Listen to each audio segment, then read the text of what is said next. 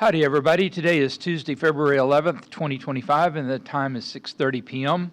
We're here for the regular session of the Coppell City Council meeting. We do have a quorum present, so I'm calling the meeting to order. We will be convening into executive session in the first floor conference room. At the end of executive session, I'll come back out and announce work session, at which time the public will be invited and encouraged to join us. Thank you very much.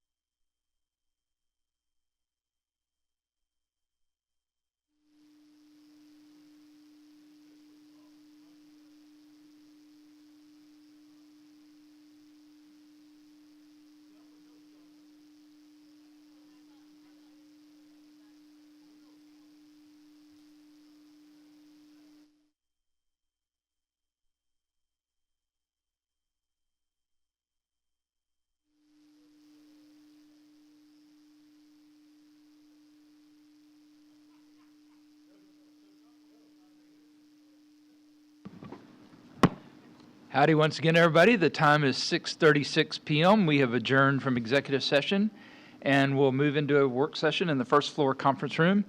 The public is invited and encouraged to join us.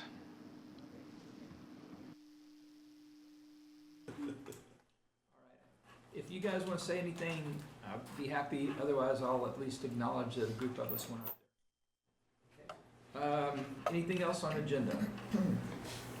All right, moving on. Do we have Jennifer on Zoom? She is on Zoom. All right, this is to receive a legislative update from Ms. Jennifer Rodriguez. Good evening, Jennifer. How are you? Hi, I'm good. Thank you so much, Mayor, and I appreciate I can kind of see y'all. I'm getting blinder and y'all look little in my screen. But thanks for having me here this evening to visit with y'all about the legislative session. And Mike may have told y'all that John Cole had a conflict this evening, so I promised him that we would give him all the difficult things that come out of this since he couldn't be here with us. But I just want to give y'all a kind of a high-level overview of where we are now that we're into the second month starting legislative session. We actually have 110 days left in this 140-day regular session. And before I forget, I also want to thank y'all for just allowing me to do this virtually, because we are really getting going over there, so it's hard to travel. I wanted to just kind of go back over our meeting dates of interest first. And so as y'all know, the legislature convened January 14th, and that's when all 181 members, all 150 House members, and then 31 senators were sworn into office. And the day prior to that, the comptroller, Lynn Hager, he delivered his biennial revenue estimate, the BRE, to the legislature, and that's the constitutional requirement, and that basically tells them how much money they are going to have to spend as they craft a state budget and other things during session. And so he told them, and this is again state money, not talking about federal money that may come down, but $194.6 billion available in revenue for general purpose spending, and this includes a budget surplus of about a little over $23 billion left over from the 2023 legislative session. So budget surplus, he said things look good. That surplus is down several $billion from where they started in 23, but that's obviously still a healthy amount of money that they can work with. And then the other big thing that came out on January 14th, of course, was that we elected a new Speaker of the Texas House. I should say the House members elected a new Speaker, and that is Dustin Burrows. This is his first term as Speaker, his sixth term as a House member. He's from Lubbock, an attorney. He most recently served as Calendar's chair. Y'all may associate that star bill with him from last session. But he was elected in a contested race against another member from Metroplex, David Cook. This is the first contested race we've had taken to the floor in a really long time. And it came down to two votes. The first vote, another Metroplex member, Democrat, Ana Ramos, she fell off, and then it left the two Republicans. And Burrows prevailed with 85 votes, and that included a majority of those votes being from Democrats, for what that's worth. So he took over. It takes some time for a new speaker to get their office put together, staff, and pull things together. So as we're in this second month of the session, we do not have committee assignments in the House, which is what everybody's kind of waiting on at this point. But we do expect them this week, so that should be coming.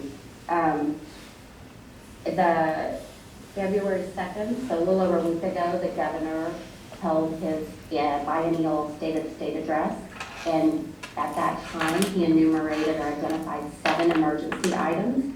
And so those are school choice, expansion of career training, teacher pay, water infrastructure investment, property tax relief, bail reform, and the establishment of the Texas Cyber Command. And so the significance of him declaring those as emergencies is that it allows the legislature to act on those before they would otherwise be able to under the Constitution. something you may read about a lot of, and I've seen a lot of tweets about it lately. Oh, the legislature didn't do anything, and the House, they're not doing anything, they're not meeting. Well, the Constitution says they actually cannot move on any legislation on the floor until after the 60th day of session. So that's March 14th.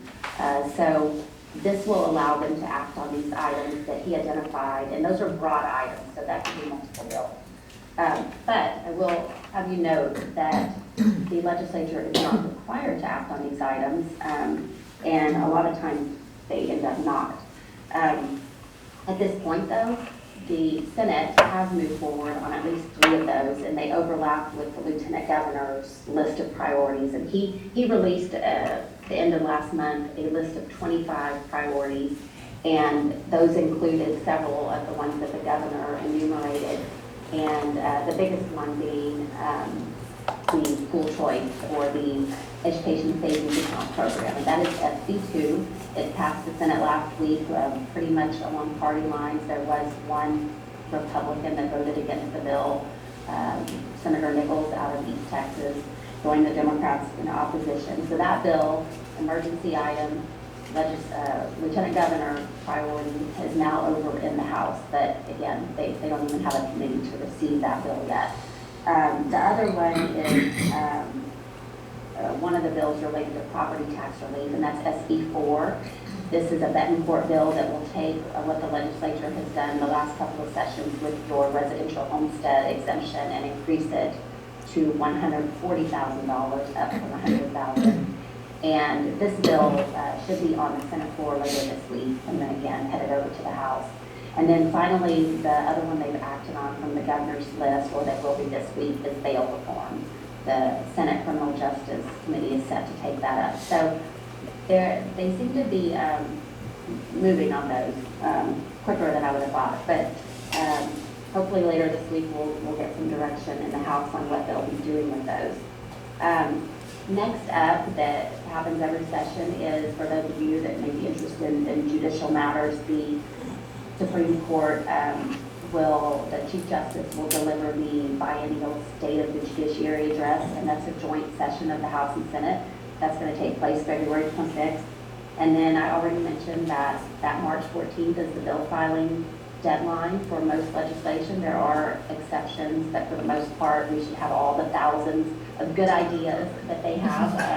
We should have those before us by the middle of March. And as of right now, I looked at the numbers yesterday. They are, more than 2,400, and that's definitely over 2,500 at this point. More than 2,500, and then more than 1,200 Senate bills, 2,400 House bills. So in excess of 3,700 bills have been filed. And so they are well on pace to exceed the record number that was more than 8,000 filed in 2023. And that should terrify all of us because there can't be that many fixes that need to be done. So stay tuned on that. And then the sine die, the last day of session, moves into June. January 14th was the absolute last day the Texas legislature can start their session, the second Tuesday in January of the odd numbered years. And so that pushes their last day into June. And then the governor, his veto deadline will be June 22nd.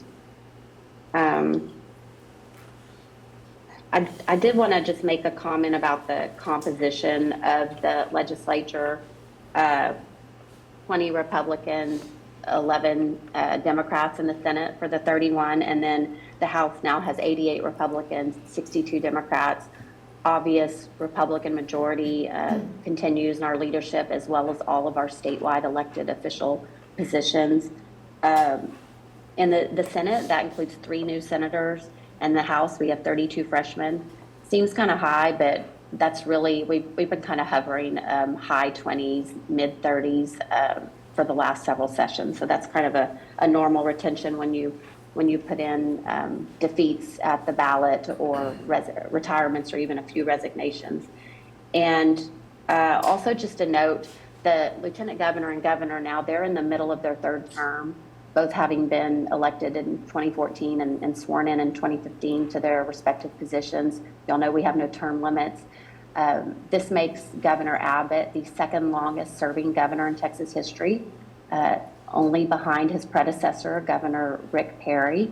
And so, as I mentioned, all those statewides are going to be on the ballot in 2026, as well as almost all of the other elected officials' office, Attorney General, Land Commissioner, et cetera. So next year's a big year at the ballot. And make sure I didn't miss anything in my notes before I see if y'all have any questions. No, I think before I just stop and ask y'all to ask me things, I did want to note, and I've worked with y'all for a long time, and I really appreciate that. I enjoy it. Y'all are great folks, great city. So you've probably heard me say this before, but it's true, and I stand by it. But I feel like every legislative session takes on its own kind of personality, or the personalities of the people across the street anyway.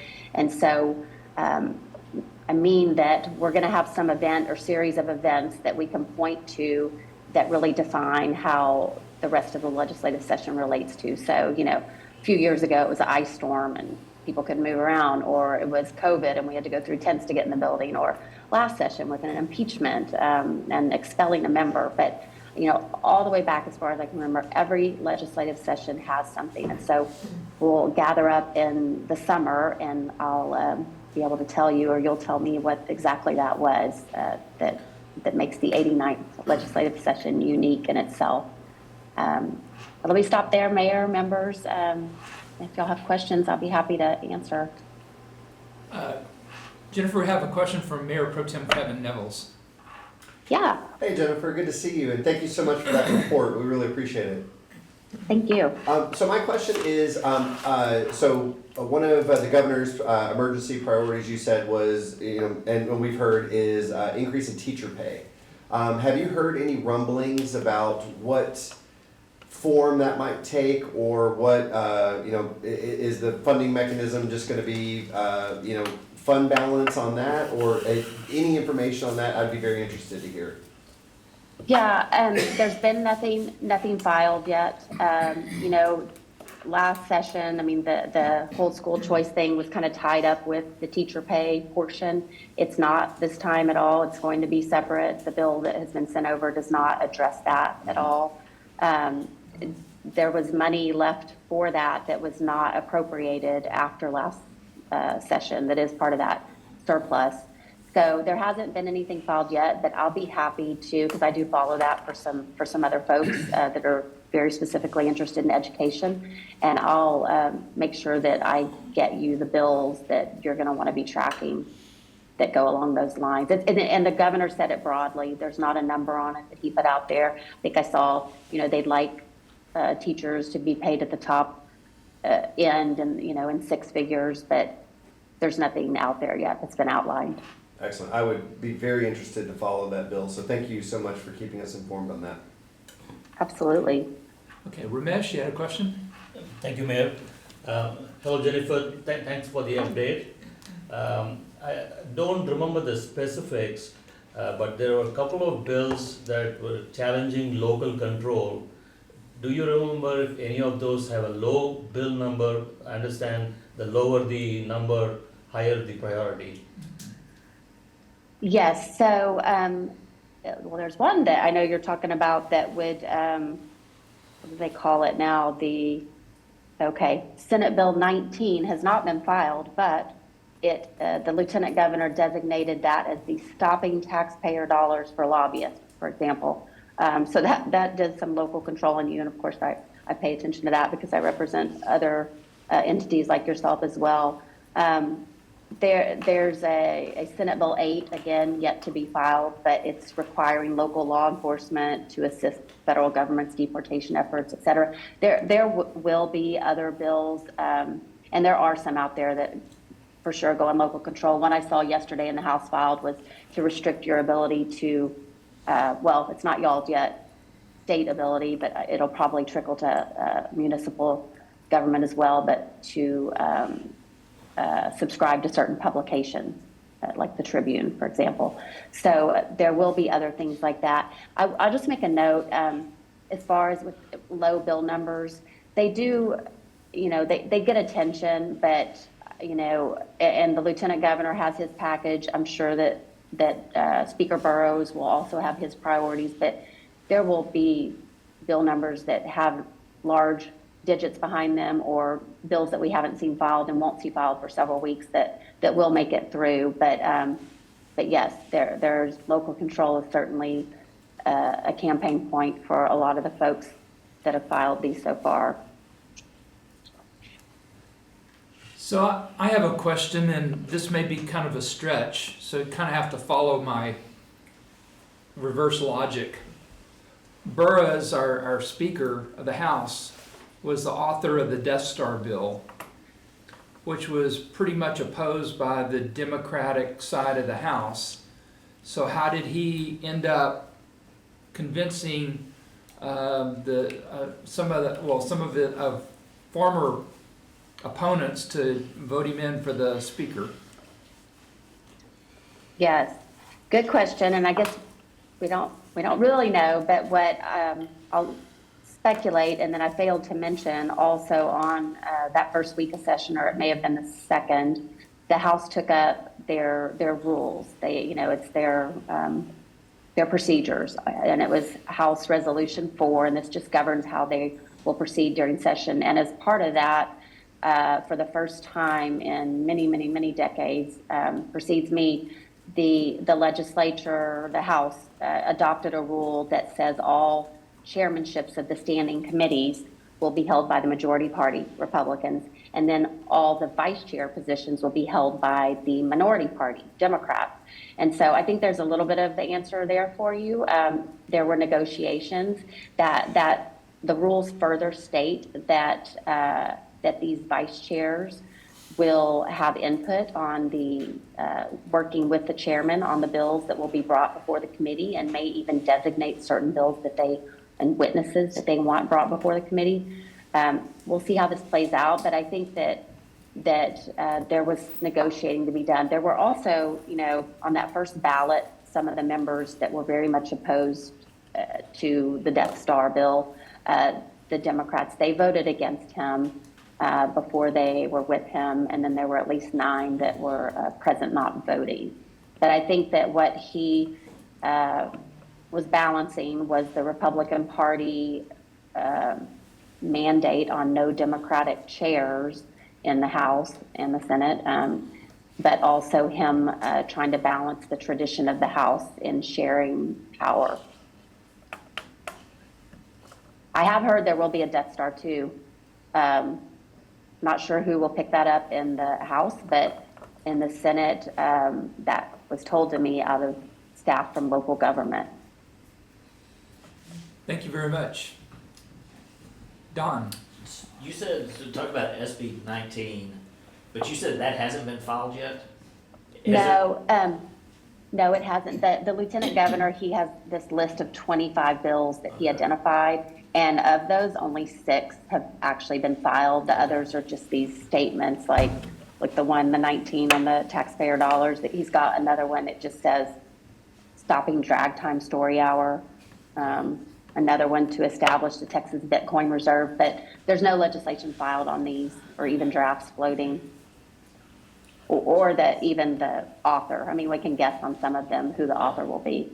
But so on the consultant one, particular on that topic at least, has there been any files in the House or anything? I thought I'd heard last week that there had been something filed. Yeah, I'm sure there have in the House. Okay.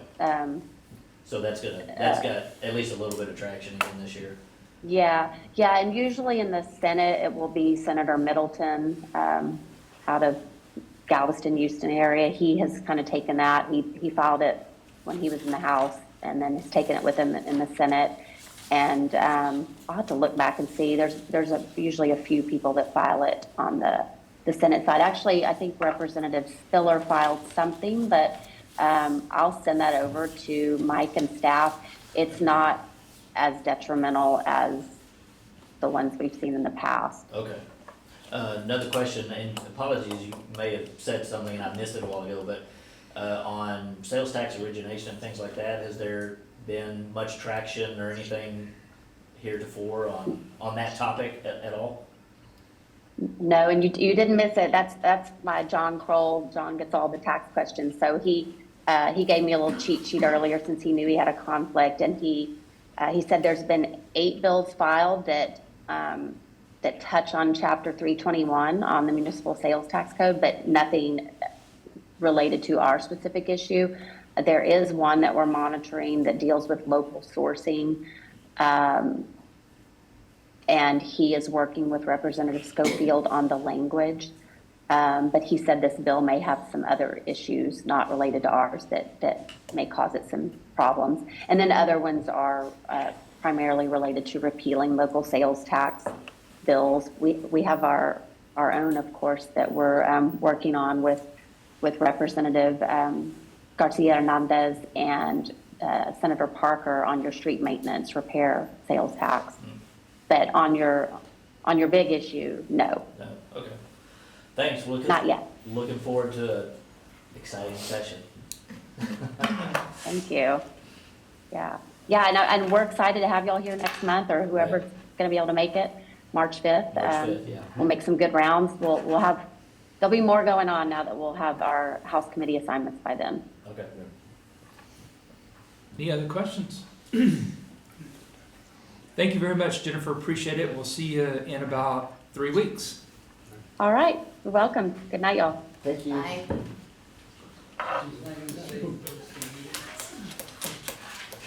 You had a finger on that mouse button. All right, moving on to item C. This is a briefing on elected officials endorsing political candidates. I had asked Bob to just give us a little reminder about what the state statutes are, and then kind of go from there. Yeah, thank you, Mayor and Council. Very briefly, I'm not going to go on.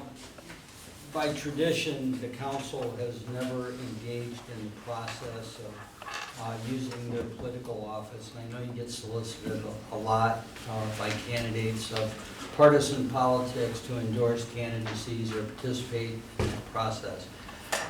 By ordinance, we have kind of codified, which is a tradition in our community, by not, obviously you have First Amendment rights.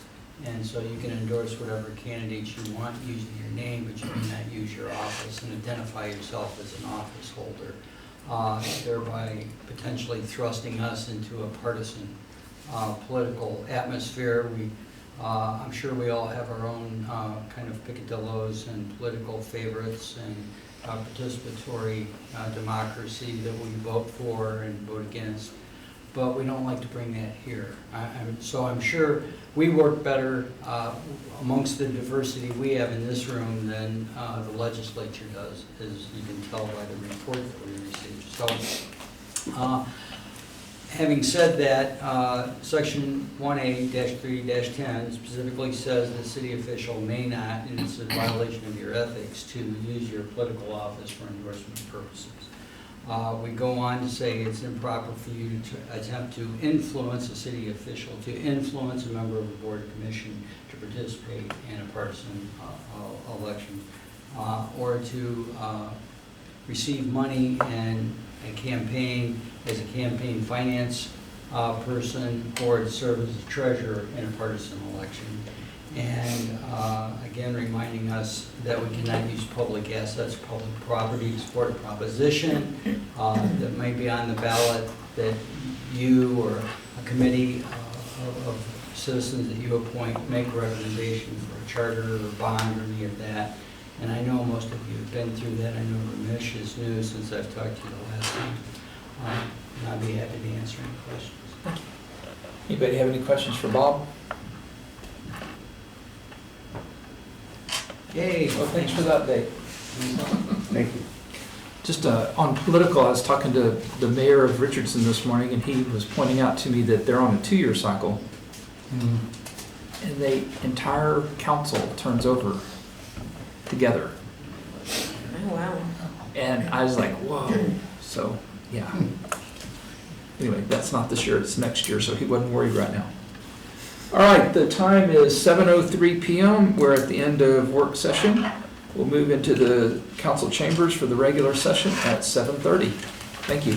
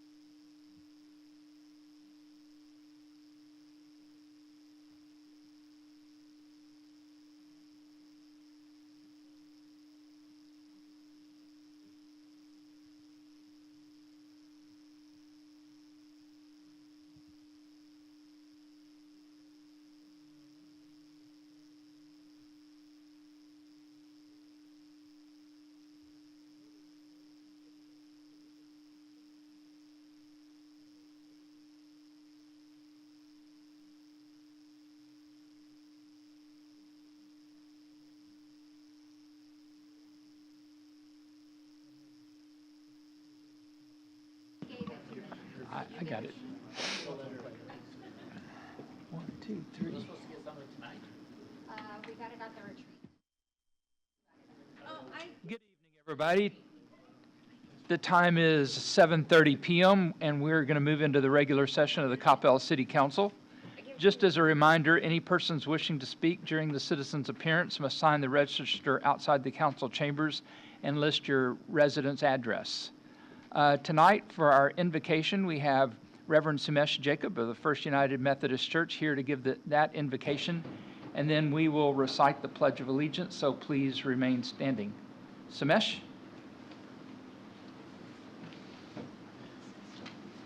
Okay. Thank you, Mayor and the council members.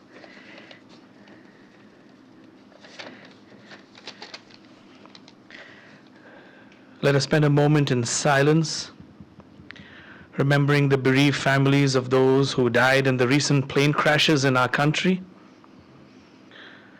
those who lost their homes and properties in the recent California fires, the situation of school shootings that occur time and time again, the deepening political divide in our country and the people who suffer for it,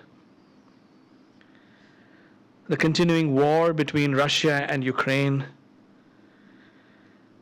and the delicate situation of ceasefire and peace between Israel and Gaza.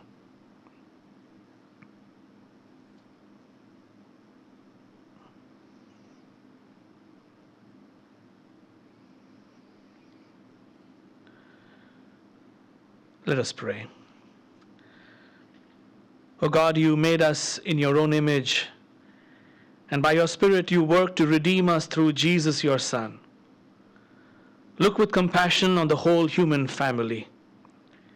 Take away the arrogance and hatred which infect our hearts. Break down the walls that separate us.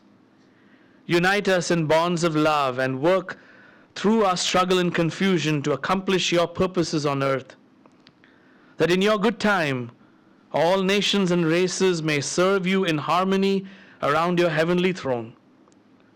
So guide the nations of the world into the way of justice and truth, and establish among them that peace which is the fruit of righteousness.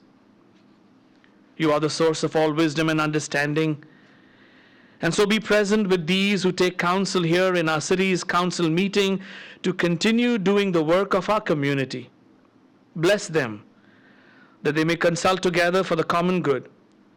Direct their thoughts and words, concerns and deliberations, that all their decisions may be pleasing to you and be for the welfare of all in this city of Coppell. Through Jesus Christ our Lord we pray. Amen. Amen. Thank you. Please join me in the Pledge of Allegiance. I pledge allegiance to the flag of the United States of America and to the republic for which it stands, one nation, under God, indivisible, with liberty and justice for all. Please be seated.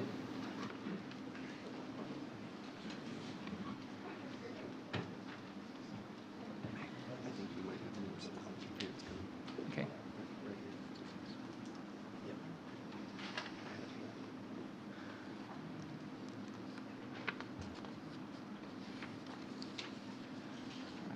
Okay. Item number 6 is our citizens' appearance.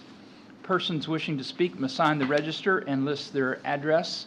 Presentations by individual shall be limited to 3 minutes each. Persons signed up to speak will be called in the order that they signed up. No personal attacks by any speaker shall be made against any member of the council, mayor, individual, group, or corporation. There will be no comments or deliberations from the city council due to the requirements of the Texas Open Meetings Act. We do have 4 people that have signed up to speak tonight.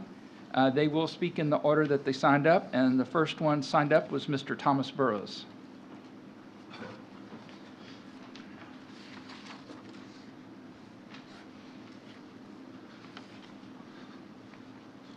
Thomas Burrows, 138 Windpage Drive. We were in Salado this last weekend for a kind of a getaway weekend because my wife has conferences next Friday and Saturday night. And they're having a recall election down there on taxes and stuff, so they now have pick out potholes for people to go out there and help the city fix potholes. So the mayor and the police chief, I just don't see Mayor Wes Mays and any of the council out there putting concrete in holes in Coppell. Anyway, see something, say something. Over by Mayor West, where you and your wife and your daughter and her husband walk with your granddaughter, you know, there was a gasoline can sitting in the thing next to the walk. I saw it. I stopped and looked at it. I didn't touch it. I went down to the fire department, and they sent somebody out there to do something with it. Because who knows? Maybe that thing was going to blow up. Why would somebody leave a 5-gallon gas can there next to where you walk? I don't know. Just next to Sonic, across the street there, where they just did some work. The dirt needs to be leveled out. The guardrails down on the Denton Tap down here, so that the kids don't get hit. Again, you know, I think that would be a really good idea. The power poles we have up and down Denton Tap and Beltline that are not have lights on them or anything on them need to come out. The lights on the bridge down on Denton Tap before you turn to go to the senior center, the trees need to be trimmed back, and there's a light out on that. Okay. Since 2011, I've been walking in here and talking about water, and everybody goes, "Oh, no, we don't care about water." You know, well, what is the number 2 thing on the governor's list of things to do in the first 60 or 90 days? It's water. And they're going to build a huge organization to control water throughout the state. So when you guys, not necessarily here because they all weren't here at the time, blew off getting Carrollton and Farmers Branch to go down to East Texas to build a lake to go into Toledo Bend, which everybody knows Dallas Water Utilities is going to be pulling water out of that within 10 years. We're missing the boat here. We need to own our own water. And that is the number 2 issue that the governor has put on for the first 60 or 90 days. Sorry.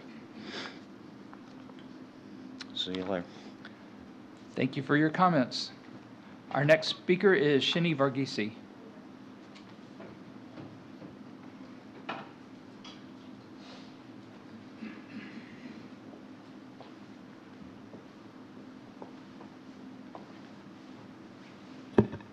Name and address for the record, please.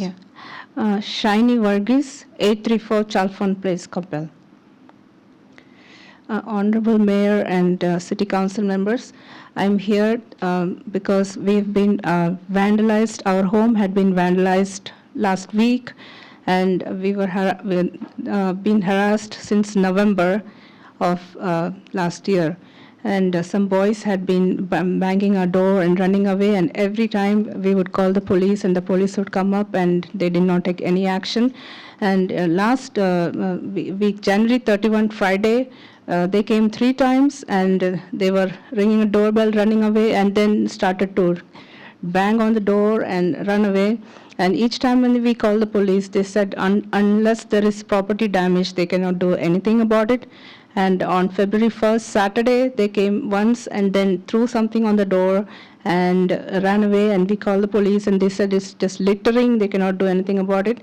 And then again in the night, they came and they threw something on the door, and it broke the door. So we've been harassed, and we are living in fear. So just wanted to come here and present my case to the city. It should not happen to anybody living in Coppell. I've known Coppell is a very good place to live. We've enjoyed living in this city. Our kids went to school here. We like this place, but recently this has happened to us, and we are living in fear now. Just wanted to address that here. Thank you. Thank you for your comments. Our next speaker is Carol Varghese.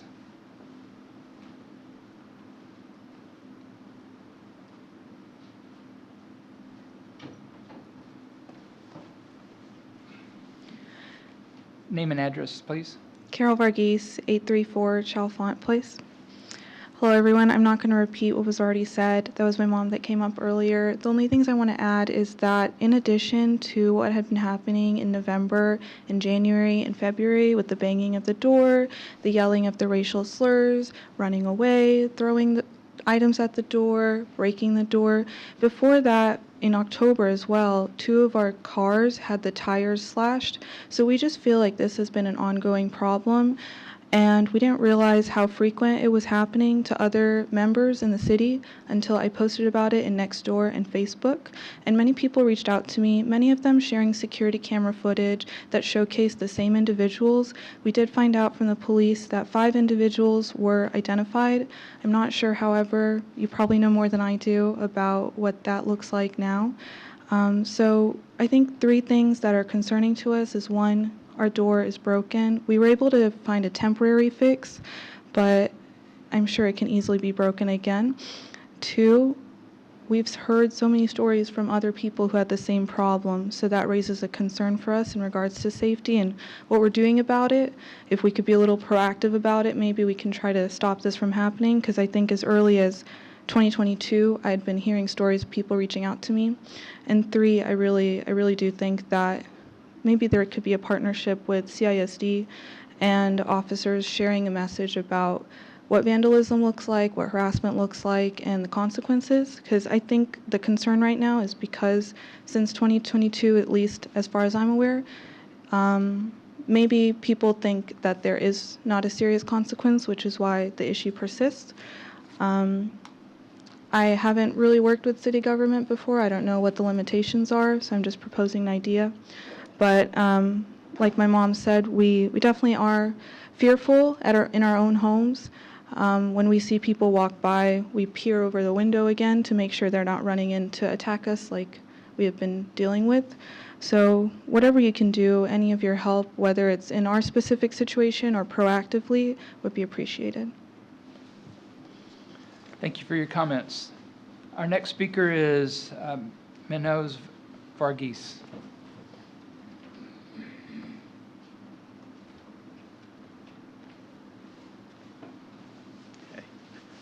My name is Pastor Manoj Varghese, 834 Chalfont Place, Coppell.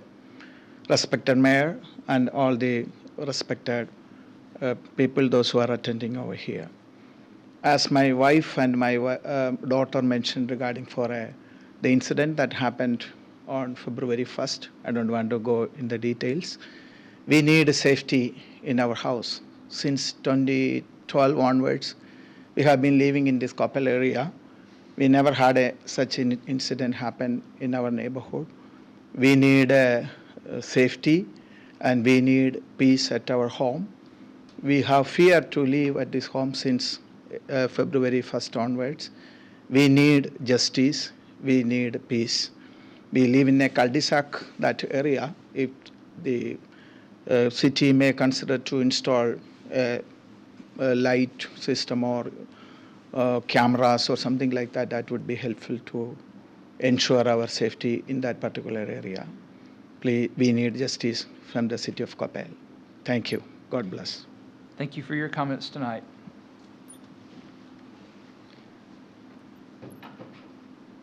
Next is item number 7, our consent agenda. The consent agenda is routine in nature and is generally enacted in a single motion. These items have been previously approved through the budget, past council actions. Any item may be pulled and considered separately. Full descriptions are available on the screens. Tonight we have items 7A through 7F. Council, are there any questions or items you'd like to see pulled from the agenda?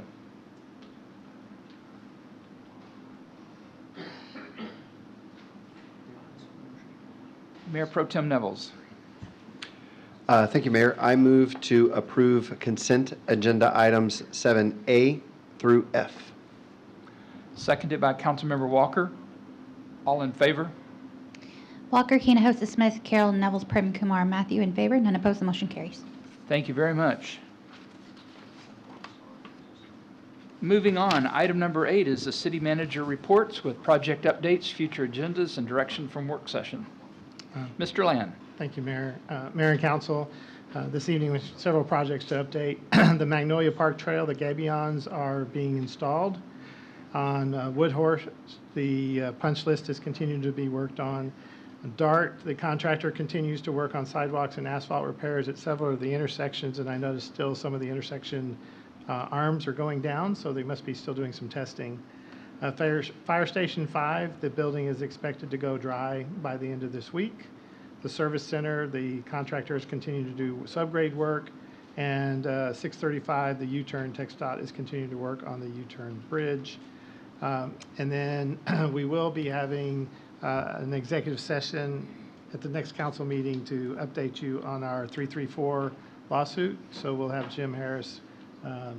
So that is something that will specifically be on the agenda. That's all my report, Mayor. Thank you very much. Item number 9 are the mayor and council reports on recent and upcoming events. So connect with your neighbors and meet city officials and learn how to strengthen your community at the Regional Neighborhood Summit on Saturday, February 15th from 8 a.m. to 12:30 p.m. at the Flower Mound Senior Center.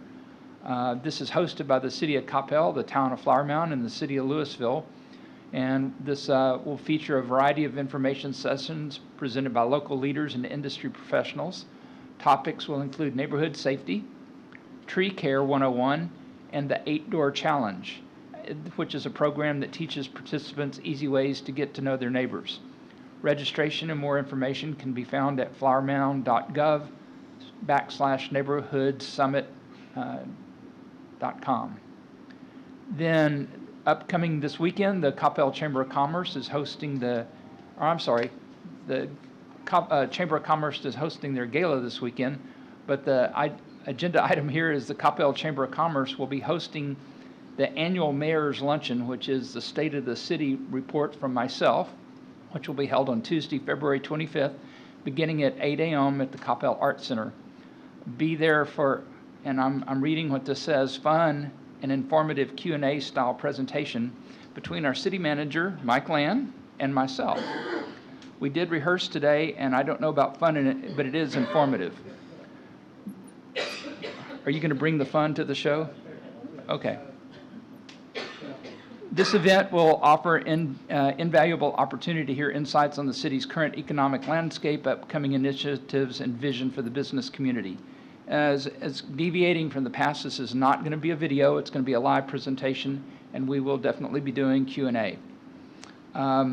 One other item, members of the City Council and our city manager attended the Washington, D.C. fly-in through the North Texas Commission last week. We met with about a dozen different representatives, elected representatives in U.S. Congress, and I'm going to get some of them wrong, but we met with Julie Johnson, August Pfluger, Beth Van Dyne, Roger Williams, Pete Fallon, Gil Brom, Lance Gooden, and Pete Sessions, and I know I left out about 3. And then after that, we had a sit-down meeting in Senator John Cornyn's office. Very informative, very educational, and really got to tip our hat to the North Texas Commission for providing that. Council members, Councilmember Matthew. Thank you, Mayor. I just wanted to ask you a question first. Our city was on news, on print media and social media and television in regards to the issue that you heard from the residents today. Is this a good time for me to speak to that or the next item? It's not on the agenda, sir. It would have to be at the next council meeting if you ask for an agenda item. It's not an agenda, I just want to make a statement.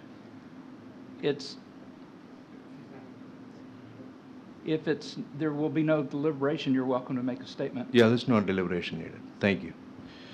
On the evening of Saturday, February 1st, the Verghese family reached out to me via email, initially sharing the pictures of kids harassing them and later reporting that their front door had been broken. I expressed my sincere regret and sympathy and offered my support. I immediately forwarded the email to City Manager Mike Land, and his team acted swiftly and launching an investigation. By Monday, our police department had identified those involved. resolving the case in less than 2 days. This demonstrates the efficiency and dedication of our law enforcement, and I sincerely thank them for their service to Coppell residents. Coppell is home to people from all walks of life, those born here, those who moved from other cities and states, and those from around the world seeking a great quality of life, great education for kids, safety and security for their family. No matter what one's background, everyone is welcome in Coppell. I have full confidence in our police department and chief of police to enforce the law fairly, equally, with the human touch. No one in Coppell should live in fear of violence or harassment, whether from children or adults. Such behavior is unacceptable. On a personal note, when I ran for City Council in 2018, I faced negativity but overcame it. I'm grateful to the people of Coppell for re-electing me twice. As long as I serve, I will continue working to ensure our community remains safe. I believe that vast majority of Coppell residents care for and respect their neighbors, and that is what makes our city great. I'm reminded of our Bible verse, Mark chapter 12, verse 31. The second is this: love your neighbors as yourself.